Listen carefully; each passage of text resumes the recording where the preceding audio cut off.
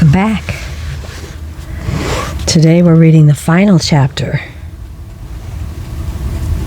of the journey at the center of the earth. The fiery foe.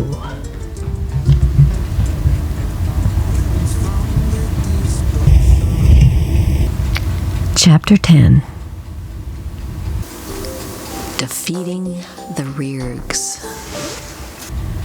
More and more stones clanged against the stalactites, setting up a jarring, ringing noise.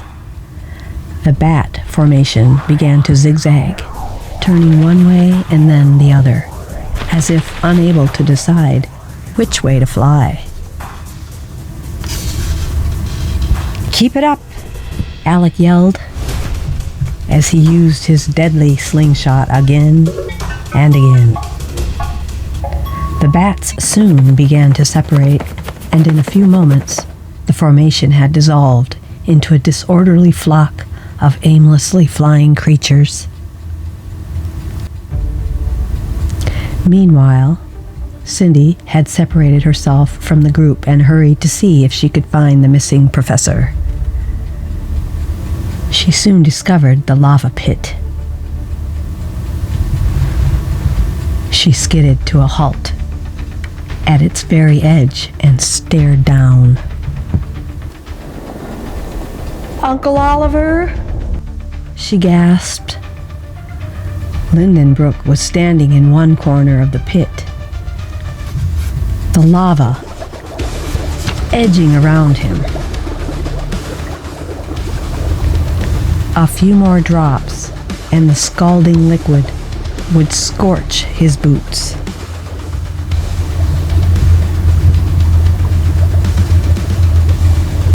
Lars! Screamed Cindy. In seconds, the huge guide was at her side.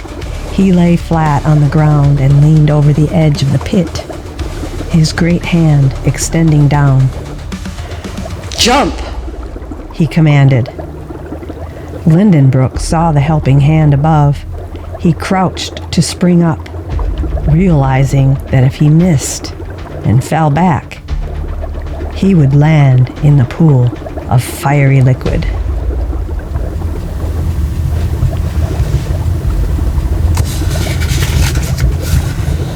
Without hesitation, he jumped. His hand touched Lars, and he felt the powerful, reassuring fingers. Up he swung as big Lars hauled him from the pit. Once on his feet, Lindenbrook stammered his thanks for his rescue. But was he really safe?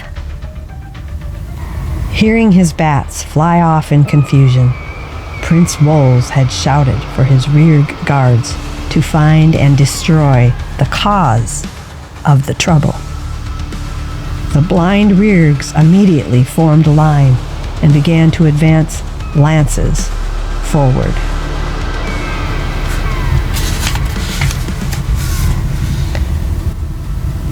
"The way out is blocked," a slave gasped. "We have lost," mumbled another at the sight of the oncoming lances. "Back," urged one. "Back to the lava field. Better to be a slave and live." "Never," roared Lars. He yanked a lava slab from the roof of the nearest house. "Take these. They can be our shields, by golly." Using the slab as a shield, he charged at the nearest rear guard. The lava slab turned aside the lance.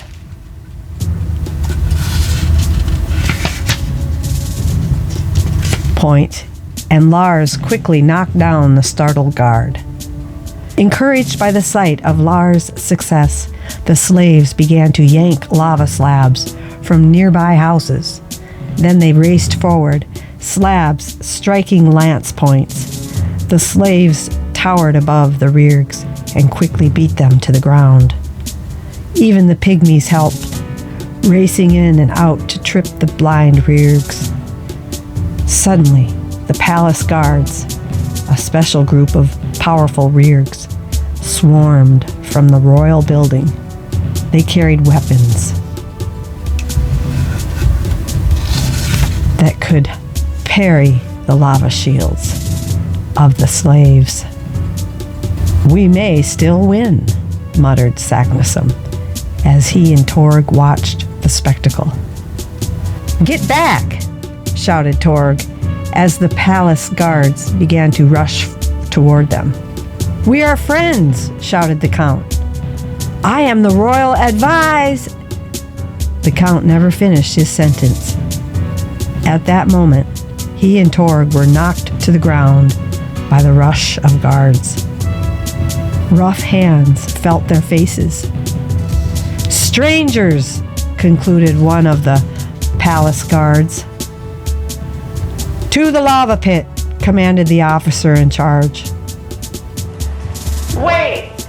Listen! Ask the prince!" protested Saknussemm.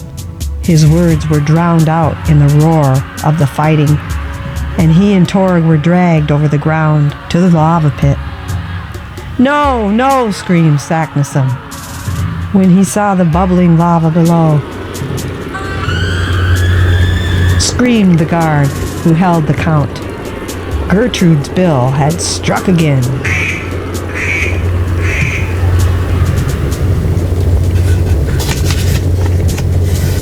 A second later, Lars rushed up. Torg saw his chance. His strong hands grabbed the nearest guard and shoved him against a guard whom Lars had grasped. The two smooth heads struck. The guards groaned and sank to the ground. "Thanks," exclaimed Saknussemm. He reached out to shake Lars' hand.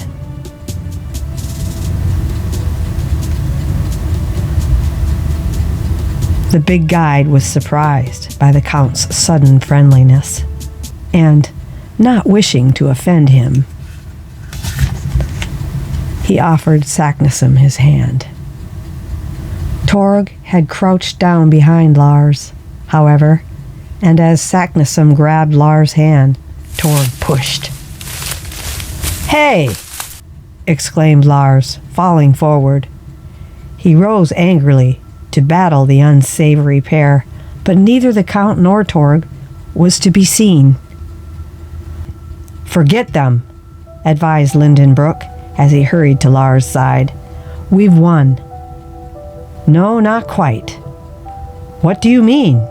asked Alec, but the professor was already racing into the palace. Walls was standing to one side of the door, lance in hand. He heard Lindenbrook approach. He lowered his lance, but the professor sidestepped his thrust and yanked at the bat whistle. The gold chain snapped and the whistle was his. Lindenbrook hurried from the throne room and blew a series of signals. The bats suddenly began to attack the helmeted Reergs. "This way!" shouted a slave, and the others followed, leaving behind them the squeaking bats and panic-stricken Reergs. A moment later, 4 explorers and Gertrude paused at a fork in the cave corridor. "This way!" exclaimed the professor. His hand tapped an arrow cut in the stone. Below it were initials AS. It pointed to the center of the earth.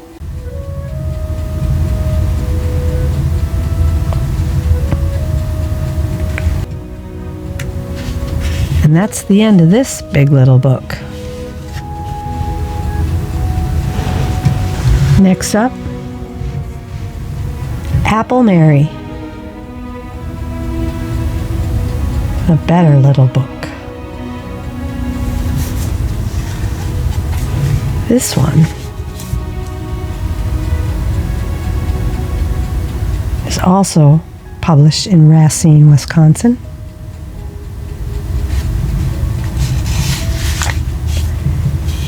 And it was 1939.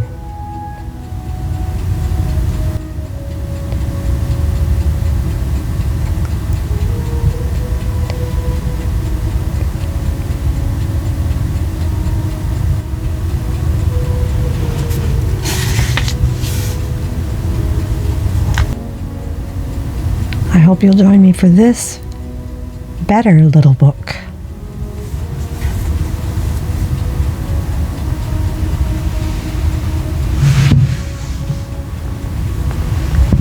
Thank you for watching. See you next time.